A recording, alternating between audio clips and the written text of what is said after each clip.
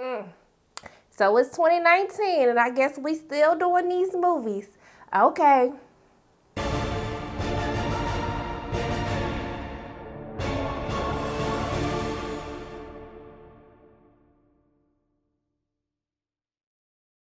Hey everyone, it's Sharana from Pay Your Weights, and today I'm going to be reviewing The Best of Enemies, which is directed by Robin Bissell, who's making his directorial debut with this film. He's more so known for producing films such as Free State of Jones, Seabiscuit, and The Hunger Games. And so he co-writes this film with Osha Gray Davidson, who's responsible for writing the 1996 published book titled The Best of Enemies. And so this film centers around civil rights activist Ann Atwater, who is portrayed by Taraji P. Henson, as she comes against C.P. Ellis, portrayed by Sam Rockwell, who is the leader of the Ku Klux Klan, as they battle it out as the city of Durham has to basically be a part of this charade where these two are basically the co-chairs of the opposing sides as they battle out whether or not they should integrate schools.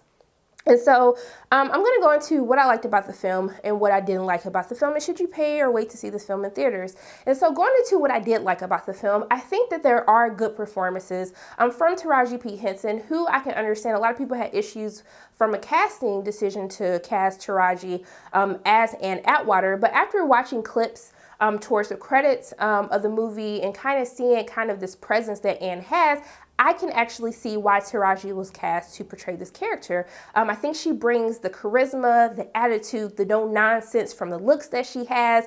And even with the dialogue, when she gets crazy sometimes, like, ooh, girl, I felt that. I was just like, okay, Taraji, I totally get this. Like, I was totally okay with that. And I think Sam Rockwell, who's been known to play a plethora of racist characters, I think that he does well as C.P. Ellis. Not the best that I've seen from him in previous films, but he definitely commits to the material.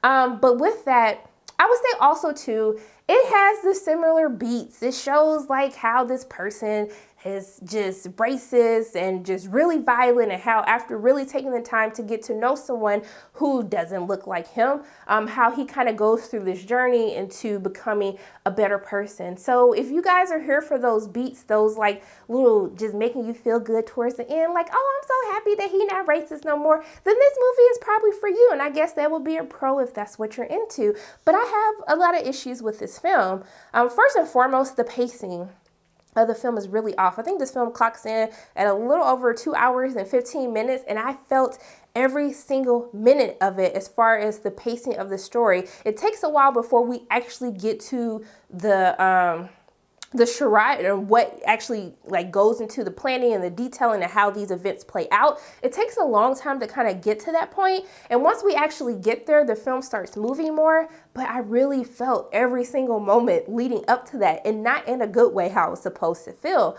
Also too, this really brings into a greater discussion about films like this and what people will say are white savior films or films that are dealing on race when it shows the two opposing sides.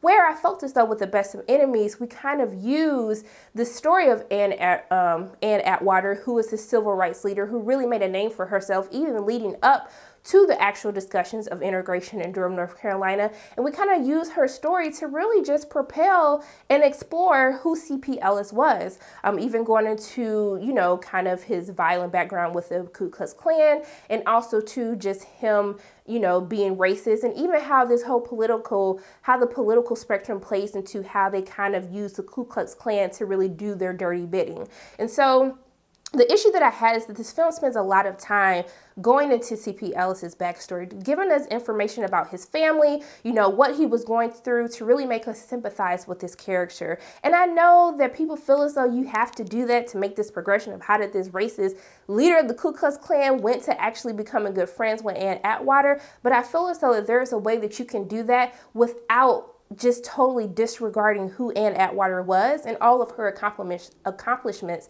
as well. And I wanted to learn more about who she was. She wasn't someone that even me as an African American had heard about before. So I really wanted to see some more exploration with her character, especially being a single mom and still being an activist at the same time, and how she was able to get things accomplished and done. And we don't get to see that in The Best of Enemies. And I really feel as though that's a disservice to the civil rights movement movement is a disservice to Taraji P. Henson, who's portraying Ann Atwater, and I just don't understand why Hollywood continues to do this. You can tell a story, and you can even include C.P. Ellis's character as kind of the secondary character for one of the foes that she had come into battle with through one of her, one of these different, you know, basically huge hot topic issues that they were dealing with during the civil rights era. And so I don't know if this is necessarily that Hollywood feels as though that they need to have this white character who really has this growth into a non-racist person to kind of make, I don't know if they want to make white audiences feel a little bit better and then kind of trick Black audiences into thinking that this is going to be a deep dive into who this civil rights leader, in this case Ann Atwater, was, but it's not working. And we saw this with Green Book, which I still think, far as performances and story as a whole, is better than what The Best of Enemies was, but we're still just not there yet. And I don't know what we need to do to prove to people that you can really focus on these like single characters and build a whole movie that people will be excited to go see. I don't know what we need to do. Do people need to be in these rooms when we're greenlighting these ideas? But this just ain't it, y'all. And it wasn't with The Best of Enemies. And so for what I would say for me and my coins, I would tell y'all to wait to see this. I can't. We're not doing this in 2019. We're not doing this in 2020, 2021. I just don't want to see this no more. Stop making movies like this. It's not okay. It's not cool. And it's just not playing well with general audiences. I totally get Green Book won a Best Picture, but it doesn't mean that this is what audiences really want to see. So those are just my quick thoughts. That's just how I feel. I'm sorry I had to get on my soapbox a little bit, but I just had to give you my thoughts on how I felt about this movie. So as always, my name is Sharonda from Pay Your Weights, and if you like what you saw today, make sure you hit the like button, hit subscribe, share this video with your friends, and make sure you hit that notification bell, and I will see you soon.